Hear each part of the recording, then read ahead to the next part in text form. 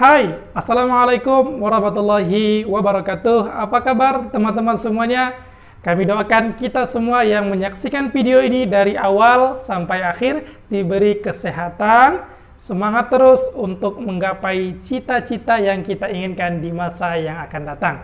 Teman-teman, hari ini kita akan bercerita tentang soal-soal ya, dan pembahasannya juga mengenai sejarah termasuk bagian dari tes wawasan kebangsaan. Tes wawasan kebangsaan atau TWK adalah salah satu dari 3 seleksi kompetensi dasar. Ya, seleksi kompetensi dasar untuk mengikuti ujian STAN, IPDN, STIS, STMKG, dan sekolah kedinasan lainnya, teman-teman. Jadi, hari ini saya yakin teman-teman mendapatkan pengetahuan baru dan pemahaman baru dengan soal-soal yang akan kita bahas nantinya.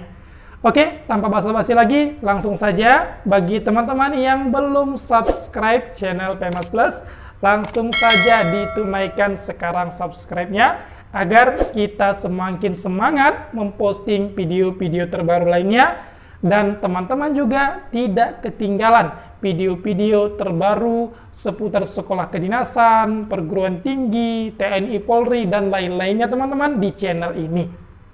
Oke, baik. Langsung saja kita mulai soal yang pertama.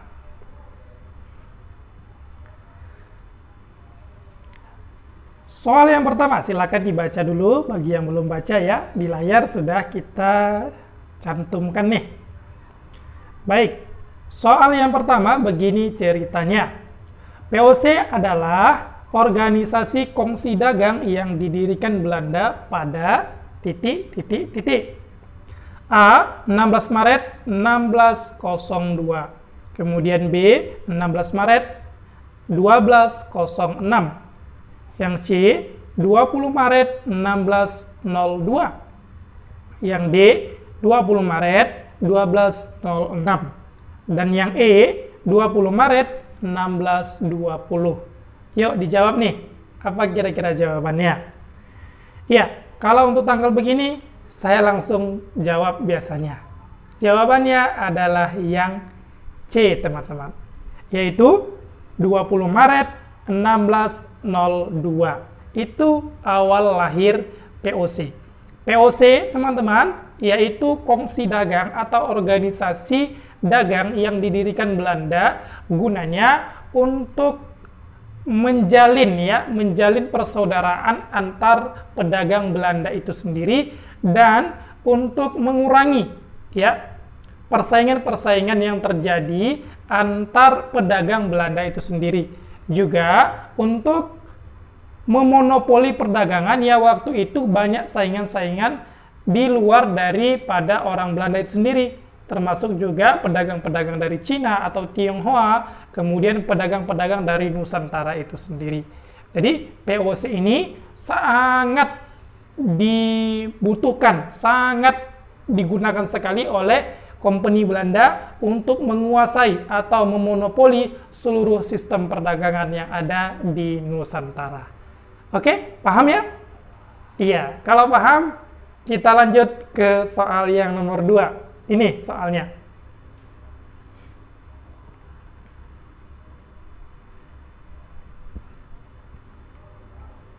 Soal nomor 2. Pembangunan jalan raya sudah dilakukan sejak pemerintah kolonial Belanda. Salah satunya adalah Jalan Anyar ke Penarukan oleh Gubernur Jenderal Hindia Belanda yang bernama A. Daendels, B. Jansen, C. Raffles, D. Malaby, dan E. Alva Edison. Yuk dijawab. Iya, apa jawabannya? Tentunya jawabannya adalah yang A, teman-teman. Ya, Gubernur Jenderal Hindia yang bernama Daendels. Mengapa bukan yang B, Jansen? Ya, Jansen itu bukan ya, teman-teman. Kemudian mengapa bukan C, Raffles? Thomas Tampons Raffles itu adalah Gubernur Jenderal Hindia dari Inggris, teman-teman. ketika Inggris menguasai Nusantara. Kemudian Malabi ini juga bukan. Malabi ini adalah perwira atau panglima perangnya Belanda ketika perang dengan Indonesia pasca kemerdekaan Indonesia. Kemudian yang E, Alva Edison, tentunya teman-teman tahu, yaitu seorang penemu yang sangat luar biasa, Thomas Alva Edison. Penemu apa? Yuk jawab di kolom komentar ya teman-teman. Oke, paham ya? Nomor 2 ini? Iya, kalau sudah paham, boleh nih kita lanjut ya ke soal yang nomor 3.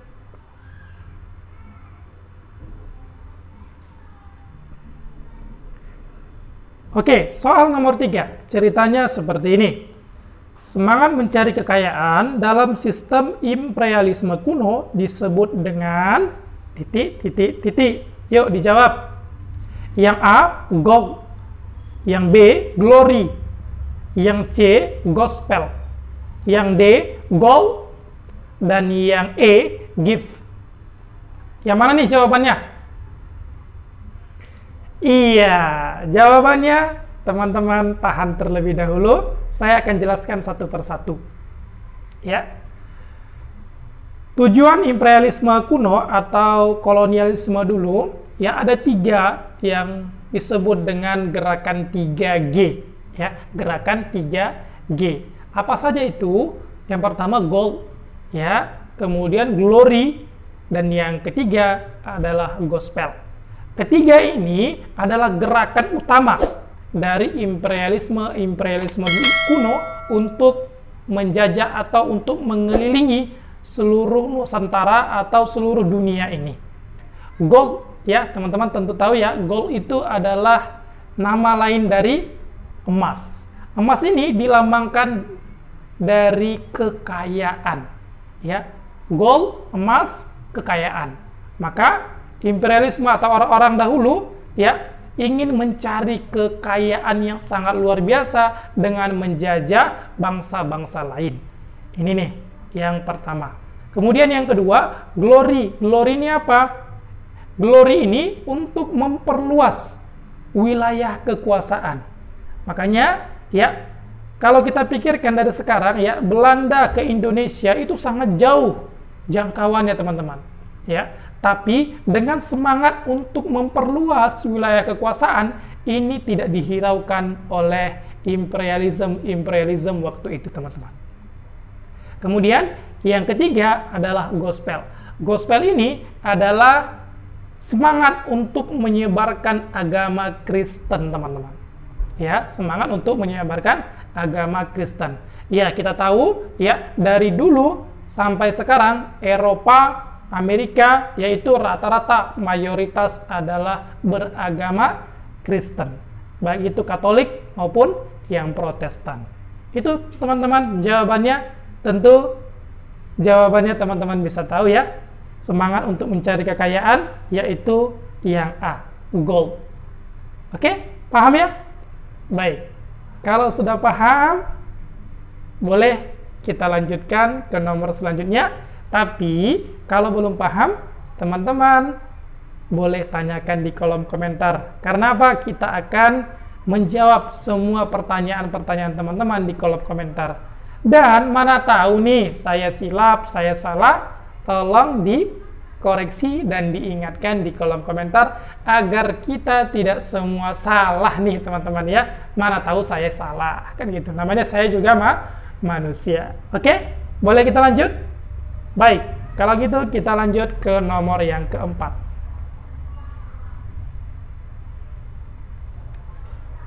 Silakan dibaca teman-teman. Soal nomor 4, begini ceritanya. Penyerahan kekuasaan Belanda kepada Inggris dilakukan melalui A. Perjanjian Tuntang, B. Perjanjian Salatiga, C. Perjanjian Gianti, D. Perjanjian Rupproyen, dan yang E. Perjanjian Linggarjati. Yuk dijawab. Iya, jawabannya adalah yang A, teman-teman, yaitu Perjanjian Tuntang. Mengapa bukan yang B?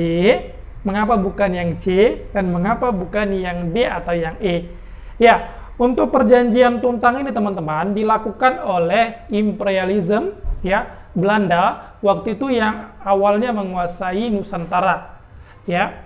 Karena kalah dengan Inggris, maka Belanda menyerahkan kekuasaan wilayah Nusantara atau wilayah Hindia Belanda kepada Inggris yang lebih kurang 5 tahun menguasai wilayah Nusantara. Salah satu jenderal atau gubernur yang terkenal ya yang memerintah di Nusantara yaitu Gubernur Jenderal Thomas Tampon Raffles ya, yang ada bunga bangkai ya sekarang namanya. Bunga bangkai itu disebut dengan bunga Rafflesia arnoldia yang namanya diambil dari nama si Thomas Tampon Raffles ini teman-teman. Kemudian ya, kalau untuk yang lain-lain itu rata-rata perjanjian pasca kemerdekaan. Seperti perjanjian Linggarjati itu pasca kemerdekaan. Kemudian perjanjian Rumloyen itu juga pasca kemerdekaan. Mungkin lain kali kita akan bahas nih soal-soal mengenai pasca kemerdekaan. Oke? Paham ya? Baik, kalau belum paham boleh ditanyakan di kolom komentar. Kita lanjut ke nomor yang terakhir, nomor 5. Silakan dibaca ya.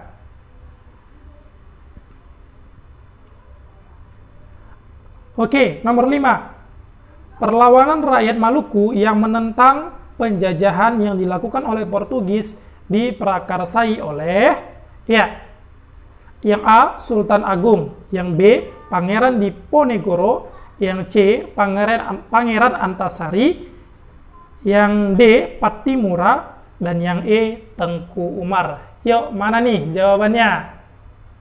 Iya, sudah tahu jawabannya? Baik, kita ulas terlebih dahulu ya. Untuk yang Sultan Agung, perlawanannya adalah perlawanan dari Raja Mataram. Mataram di mana? Di Jawa, teman-teman. Ya. Kemudian Pangeran Diponegoro itu juga di Jawa, tentunya bukan di Maluku, teman-teman. Kemudian Pangeran Antasari ini adalah salah satu pangeran di Banjarmasin. Banjarmasin di mana? Kalimantan. Ya. Kemudian yang D ini jawabannya. Pattimura yang melakukan perlawanan bersama rakyat Maluku ya di Maluku sana untuk menentang penjajahannya waktu itu terjadi. Kalau yang E tentu teman-teman tahu ya, siapa itu? Tengku Umar. Tengku Umar nggak mungkin ada nama orang Maluku Tengku ya. Tengku itu nama dari saudara kita dari Aceh, teman-teman, di ujung Pulau Sumatera. Oke teman-teman, itu saja materi kita pada hari ini. Mudah-mudahan teman-teman bisa paham dengan materi-materi dan soal-soal yang kita bahas hari ini. Demikian, semoga bermanfaat ya teman-teman semuanya. Jika ada yang mau ditanyakan, silakan ditanyakan di kolom komentar. Jika ada yang kurang paham, juga ditanyakan di kolom komentar. Demikian, sampai jumpa di video selanjutnya. Kita akhiri dengan semangat pagi dan Assalamualaikum warahmatullahi wabarakatuh.